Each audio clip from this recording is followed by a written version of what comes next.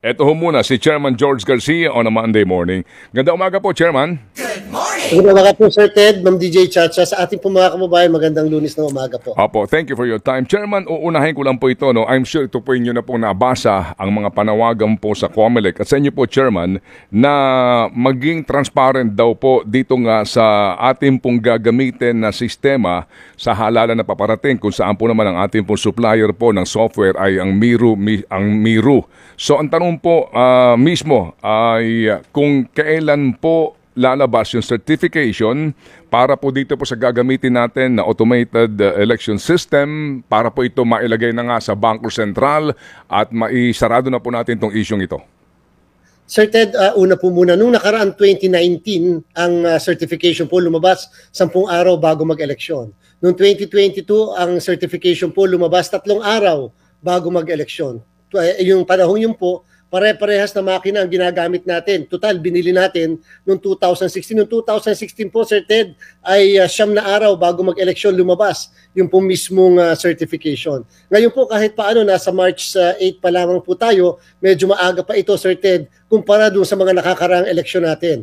Ngayon po kasi, tapos na po tayo nung February pa, first week ng February, kung namo-monitor po ng lahat, yung pong ating source code, para po sa hardware and software, yan po yung machine at saka po yung source code para naman po sa transmission. Dati-rati po, Sir Ted, simula ng 2010, ang transmission, ang pagtatransmit ng results na system, kasama po yung makina, ay iisang kumpanya ang nabigyan ng award noon. Ngayon po kasi yung ating machine at yung ating transmission, magkakaiba po yan. May pangatlo po tayong dinagdag for the first time. Yan po yung overseas voting system, Sir Ted. So yung nauna pong dalawa, nung first week ng February, tapos na po tayo doon, nakasil na po yung source code noon, nagkaroon na rin ng source code review. Yung kulang na lang po, Sir Ted, ay ang ating overseas voting system. Ang reason kung bakit na-delay ang overseas voting system, Sir Ted, ay sapagkat may mga ID ng ating mga kababayan abroad ang kinakailangang isama sa source code. Nung una po kasi, hindi kasama ang PhilSys dahil hindi naman lahat noon may PhilSys. Hindi rin nasama nung una yung mga expired na mga passport o kaya yung mga Siemens book, hindi rin po nasama. So yan po hanggang sa ngayon na isama na po lahat natin yan. At nung Sabado, Sir Ted, tayo po yung nagkaroon na nung tinatawag na trusted build. Ano po ibig sabihin ng trusted build? Ibig sabihin kung ano yung system na gagamitin natin, na-ilock in na yun. Hindi na po pwedeng baguhin, hindi na po pwedeng ayusin. At ito pong linggong ito, magsisimula naman tayo ng source code review para po dyan sa overseas voting system. At pagkatapos sa 24 po ng Marso, base sa kalatas na binigay sa atin ng Bangko Sentral, ay kanila na pong papayagang i-deposit ito sa kanila pong vault. At before the end of the month, baka po ma-issue na sa atin, Sir Ted, ang ating pong certification. Nangangahulugan ba na 3 source code ito, Chairman? Tama po kayo, Sir Ted. 3, kasama na rin po, Sir Ted, na pina-trusted build natin yung mga gagamitin na mga gamit para sa repairs and maintenance ng ating mga machine habang ito ay nasa hubs natin. So, tama po kayo, 3 systems po yan, 3 source code po yan na kinakailangang mag-usap-usap, kinakailangang integrated po siya. Hindi po sapat nagagana lang yung unang source code para sa machine o yung pangalawang source code para sa transmission o yung pangatlong source code para sa overseas voting. Kinakailangan iisang pag-iisip ng mga yan at nagko-coordinate at gumagalaw bilang isa. Yun po, Sir Ted, ang isa-certify ng international certifying body. Opo, yung sa Miru po, kailan ulit? Yung sa Miru po, nung first week of February pa po yun, tapos Sir Ted, kasama rin po yung sa transmission natin ay first week din po ng February na seal na po sa envelope pa at natapos na rin po as early as January yung source code review po nila. Okay, pero wala pa po certification. Wala, kasi po ang certification, Sir Ted, ay kinakailangan yung kabuuan ng 3. Okay. Opo, hindi lang po yung isa o yung dalawa, dapat kasama yung lahat na ito ay ibig sabihin gumagana ng iisa, nag-iisip ng iisa. at mag-perform ng iisa. Opo, may mga binabanggit kayo na mga number of days no bago po nakapag-issue ng certification, yung pong international certificating yung body ano ho na siya nagbibigay po nitong certification ano ho dito po sa integridad nitong mga source code na ito. Ang binabanggit po kasi ay may deadline specifically sa batas, yung pong Pebrero 12. 12. Opo, na deadline. Hindi ba daw po itong ngayon na delay ninyo ay paglabag na po sa batas? Sir Ted, with all due respect, kung ganun po pala simula 2010, 13, 16, 19, 22 ay may paglabag na po tayo. Sa amin pong palagay, sa amin pong interpretasyon, yan po ay directory, hindi po mandatory yung period na yon, Sir Ted. Sapagkat di hamak naman pong may paglabag yung 3 days before the election noong 2022 o yung pong 10 days before the election noong 2019 o yung pong 9 days before the election noong 2016. Eh pare-parehas po yung mga makinang ginamit natin noong panahon yun eh. Iisa nga rin po yung supplier. Binili pa nga po natin. So ibig sabihin po, mas maaga pa po kami ngayon na to think na meron tayong pangatlong system pa na kailangan ma-integrate doon sa dalawang sistema pa po. So, siguro po kung isang bagay din yan na kung sakasakali sa mga susunod natin na kongreso, baka pwede po ma-amend yung provision na yan upang maging maliwanag talaga yung pong tinatawag na 3 months na sinasabi na kinakailangan may certification. At gusto lang din po natin sabihin, Sir Ted, ang nag-i-issue po ng certification, hindi lang po yung International Certifying Body, kung hindi yung tinatawag na Technical Evaluation Committee. Yan po yung nakalagay sa batas na isang independent body na ang miyembro ay DOST, DICT at ang COMELEC. At yan po, sumulat na po sila sa amin noong huling linggo ng Pebrero at sinabi nila, tapos na rin naman yung hardware, software, yung machine, tapos na rin yung sa transmission at hinihintay na lang nila yung kabuuan para sa overseas voting. So sila po mismo meron na pong sulat sa atin din. Opo. Do you acknowledge po itong liham daw ng Chairman ng House Committee on Suffrage and Electoral Reform, si Congressman Maximo Dalog Jr. inquiring about the certification? Yes, Sir Ted. At nung 2 weeks ago, tayo po nagpadala na rin ng liham bilang pagsagot sa kanya pong naging liham sa atin. Sinabi natin na ito ay ongoing na yung ating overseas voting system. In fact, yung nga pong Sabado, nagkaroon na kami ng trusted build at itong linggong ito ay magkakaroon tayo ng tinatawag na source code review. So sinabi rin po namin, katulad ng binabanggit ko, na ito ay napakaaga pa kumpara doon sa mga nakakaraan. Linagay din po natin yung table ng lahat ng pag-i-issue ng certification simula noong 2010 at lumalabas po, Sir Ted, ito'y pinakamaaga kumpara doon sa mga nauna na mga certification ng mga eleksyon natin. Opo, yan ho ba, bago po ba ilagay yan sa vault ng Bangko Sentral, will that be open for scrutiny ng ilang pong mga interesadong partido? Yes, Sir Ted, yung pong nag-seal tayo ng envelope, ginawa po natin yan dyan sa warehouse namin sa Binyan, nung dalawa, yung naunang dalawa, yung sa hardware, yung sa machine, at saka yung pong sa transmission, present po yung mga citizens arm kasama ang mga miyembro ng media.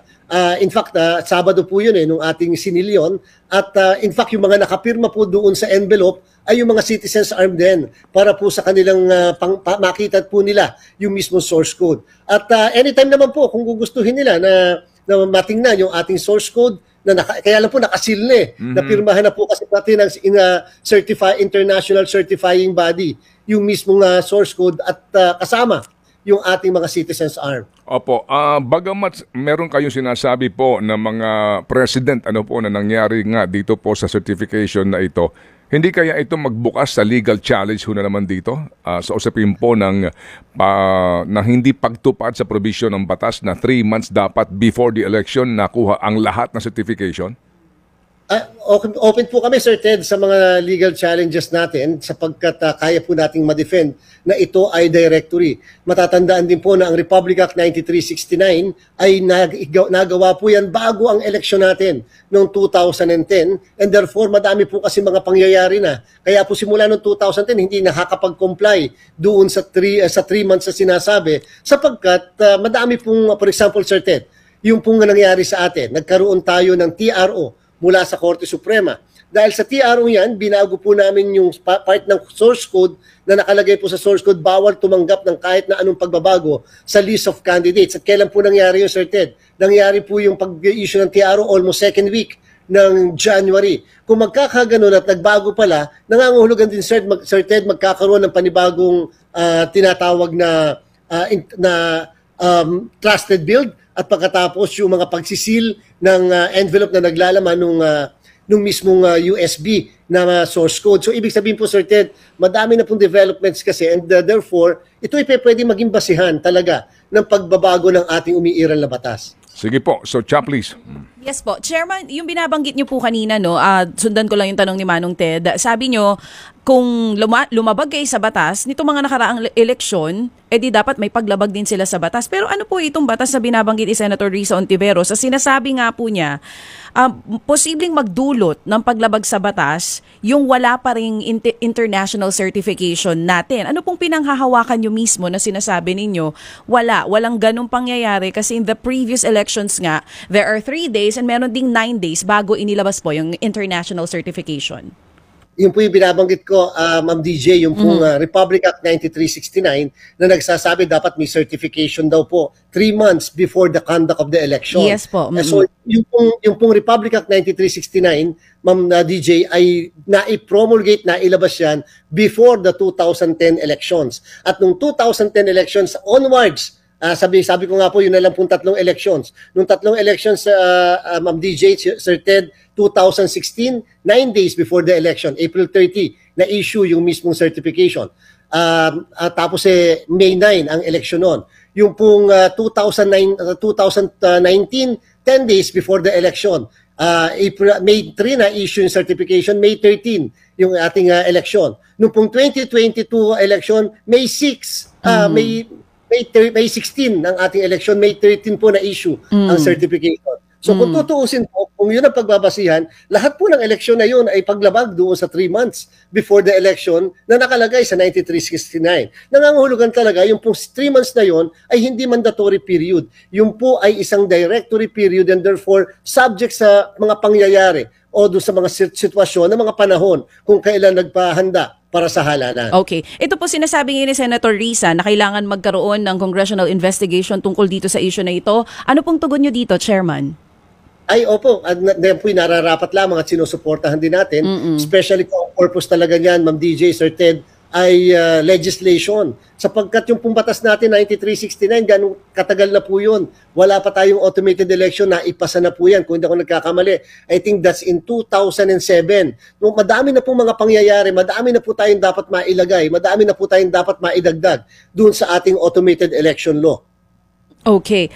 Chairman, last na lang po. Tama po ba yung pagkakaintindi ko? First time po nating gagawin yung internet voting sa ating mga OFWs? Hindi po kaya doon nagkakaproblema sa isyong yun dahil first time gagawin tas wala pang international certification compare doon sa mga nauna na normal votings natin na hindi internet voting po yung ginagamit? Ma'am DJ, talaga pong dapat magkaroon tayo ng pangatlong mode na ng voting sa abroad. Alam niyo po, noong nakarang eleksyon ng 2022, pinakamataas sa ating kasaysayan ang lumabas na bilang ng botante, 40.59%. Hindi po tayo naka 50%. Isipin niyo po, 40.59%. Ang nagastos po ng COMELEC at that time ay 600 million para lang pabotohin ang 600,000 na mga kababayan natin. Sapagkat 2 modes lang po ang ating pinapatupad simula na magkaroon tayo ng overseas voting. Yan po ay in-person voting. Pupunta yung mga kababayan natin sa mga embahada at konsulada. Therefore, napakalayo po minsan. Halimbawa, nasa Quezon City yung embahada, nasa Parañaque yung mismong tirahan nila o kung saan sila nagtatrabaho, hindi po sila nakakaboto. Yung pong mga marino, hindi po sila nakakaboto sapagkat kinakailangan po nilang dumaong sa isang pier at hanapin pa kung saan yung embahada o konsulado ng Pilipinas. Yung pangalawa naman pong paraan ng pagpapaboto ay yung by mail. Pinapadala po natin yung envelope na naglalaman ng balota. For whatever reason, 90% po ng ating mga kababayan na napadala ng sulat o envelope ay hindi po binabalik yung mismo mga balota kahit ito po ay libre na sa postage. Bayad na po yung mismong koreo nun yan.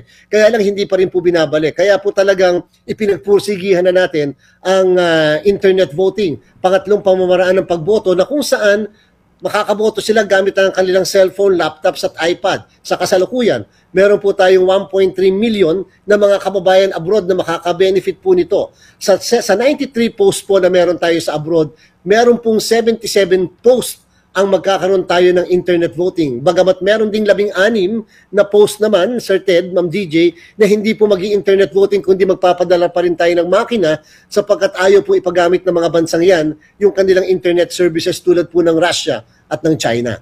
So, Okay.